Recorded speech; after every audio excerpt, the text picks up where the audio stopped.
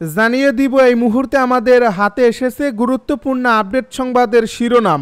শুরুতেই থাকছে ঢাকার রাজপথে লক্ষ লক্ষ আওয়ামী কর্মীর ঝটিকা মিছিল। এ নিয়ে থাকবে বিস্তারিত প্রতিবেদন, তাই সম্পূর্ণ ভিডিও জুড়ে আমাদের সাথী থাকুন। এদিকে কাকরাইলে জাতীয় পার্টির কেন্দ্রীয় কার্যালয়ের সামনে দুজন গুলিবিদ্ধ।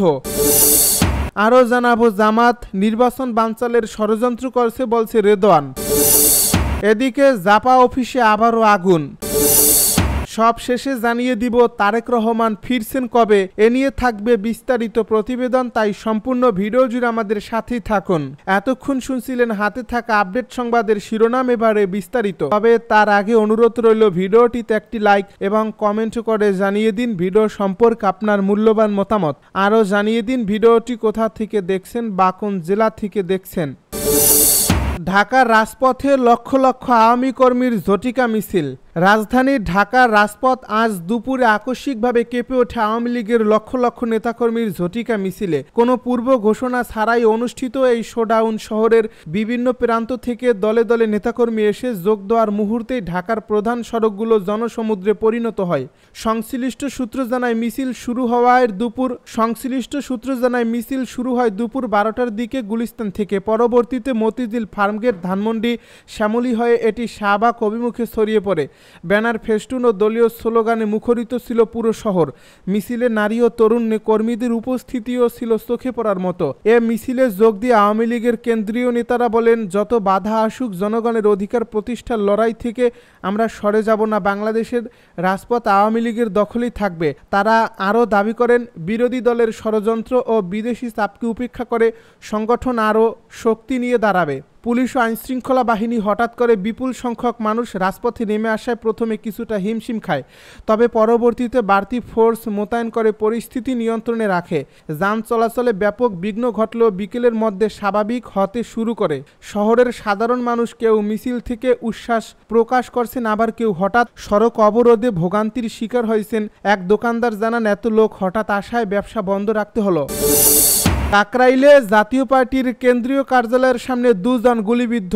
রাজধানীর কাকরাইলে জাতীয় পার্টির কেন্দ্রীয় কার্যালয়ে ভাঙচুর ও অগ্নিসংযোগের ঘটনা ঘটছে। এ সময় সেখানে রাহুল ও মনির নামে দুজন গুলিবিদ্ধ হয়েছেন। শুক্রবার রাত 9:30টার দিকে গুলিবিদ্ধ অবস্থায় তাদের উদ্ধার করে ঢাকা মেডিকেল কলেজ হাসপাতালের জরুরি বিভাগে আনা হয়।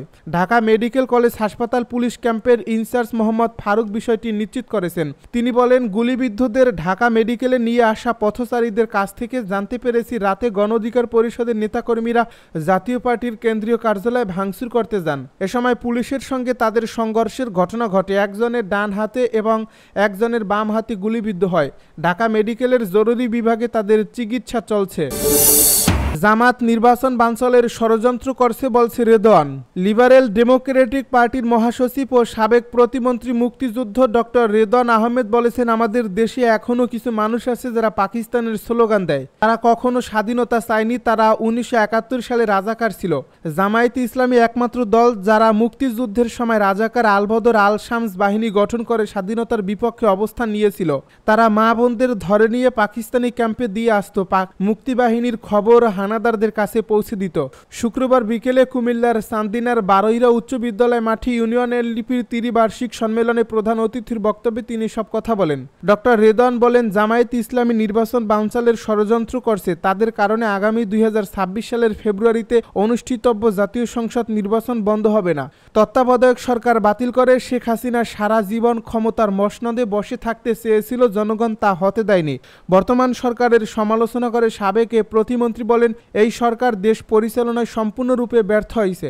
আমরা এই সরকারকে সর্বাত্মক সাহায্য করছি যেন একটি অবাধ, সুষ্ঠু ও নিরপেক্ষ নির্বাচন করতে পারে। এর মধ্য দিয়ে জনগণের দ্বারা নির্বাচিত সরকারের নিকট ক্ষমতা হস্তান্তর করতে পারে। জাপা অফিসে ফের আগুন। রাজধানীর কাকরাইলে জাতীয় পার্টির কেন্দ্রীয় কার্যালয়ে আবারও হামলা, ভাঙচুর ও অগ্নিসংযোগের ঘটনা ঘটেছে।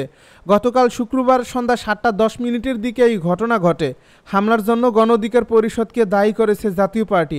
আর গণ অধিকার পরিষদ অভিযোগ অস্বীকার করে বলেছে, হামলা, ভাঙচুর ও অগ্নিসংযোগের সঙ্গে তাদের কোনো সম্পৃক্ততা নেই। এর আগে বিকেলে রাজধানীর শাহবাগে 14 দল নিষিদ্ধের দাবিতে গণ অধিকার পরিষদ সংহতি সমাবেশ করে। সমাবেশ থেকে স্বরাষ্ট্র স্বরাষ্ট্র উপদেষ্টার পদত্যাগের দাবি জানান গণ অধিকার পরিষদের সাধারণ সম্পাদক রাশেদ খান। শাহবাগের কর্মসূচি শেষে সন্ধ্যা 6:30টার দিকে মিছিল নিয়ে দলের কেন্দ্রীয় কার্যালয়ের উদ্দেশ্যে রওনা দেন গণ অধিকার পরিষদের নেতাকর্মীরা। সরেজমিনে গিয়ে দেখা যায় মিছিলটি গণ অধিকার পরিষদের প্রধান কার্যালয়ের সামনে যাওয়ার পর মিছিলের একটি অংশ থেকে কিছু লোক পুলিশের ব্যারিকেড ভেঙে জাতীয় পার্টির কেন্দ্রীয় কার্যালয়ে হামলা ও অগ্নিসংযোগ শুরু করেছে। তারেক রহমান ফিরছেন কবে, সব মামলার নিষ্পত্তি। গণ অভ্যুত্থানে আওয়ামী লীগ সরকারের পতনের পর থেকে দেশের সর্বমহলে সবচেয়ে আলোচিত প্রশ্ন বিএনপির ভারপ্রাপ্ত চেয়ারম্যান তারেক রহমান দেশে ফিরছেন কবে। বিএনপির শীর্ষস্থানীয় নেতাদের কাছে এখনও এ বিষয়ে সুনির্দিষ্ট কোনো জবাব মেলেনি। তারপরও কয়েক মাস ধরে বেশ জোরে সোরে আলোচনা চলছে তারেক রহমান শীঘ্রই দেশে ফিরছেন এবং তার আগমন ঘিরে দলীয়ভাবে নানা প্রস্তুতিও নাকি প্রায় সম্পন্ন। এমনকি গুলশানে কোন বাড়িতে তিনি উঠবেন তা নিয়েও আগাম তথ্য দিয়েছেন অনেকে, যদিও এখন পর্যন্ত সেসব খবরের কোনো সত্যতা পাওয়া যায়নি। এমন প্রেক্ষাপটে গত বৃহস্পতিবার 21শে আগস্ট গ্রেনেড হামলা মামলা থেকে তারেক রহমানকে খালাস দিয়ে হাইকোর্টের দেওয়া রায় টিকে গেছে আপিল বিভাগেও।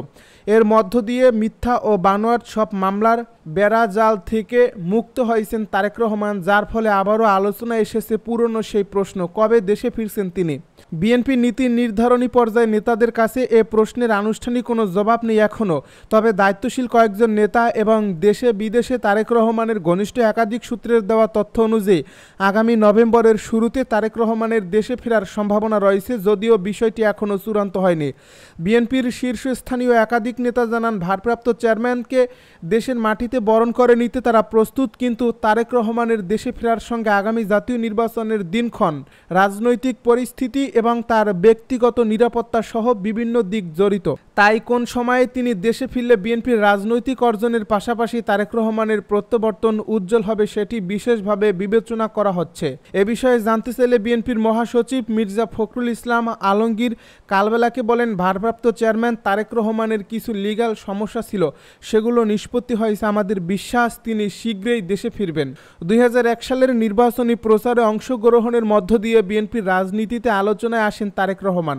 শহীদ রাষ্ট্রপতি জিয়াউর রহমান ও সাবেক প্রধানমন্ত্রী বেগম খালেদা জিয়ার জ্যেষ্ঠ পুত্র তারেক রহমান নিজের রাজনৈতিক দক্ষতা, দূরদর্শিতা এবং প্রজ্ঞার মাধ্যমে অল্প সময়ের মধ্যেই দলে নিজের মর্যাদাপূর্ণ অবস্থান গড়ে তোলেন। 2007 সালের সেনা সমর্থিত তত্ত্বাবধায়ক সরকার রাষ্ট্র ক্ষমতা দখলের পর রাজনীতিবিদদের বিরুদ্ধে নানা অপতৎপরতা শুরু করে।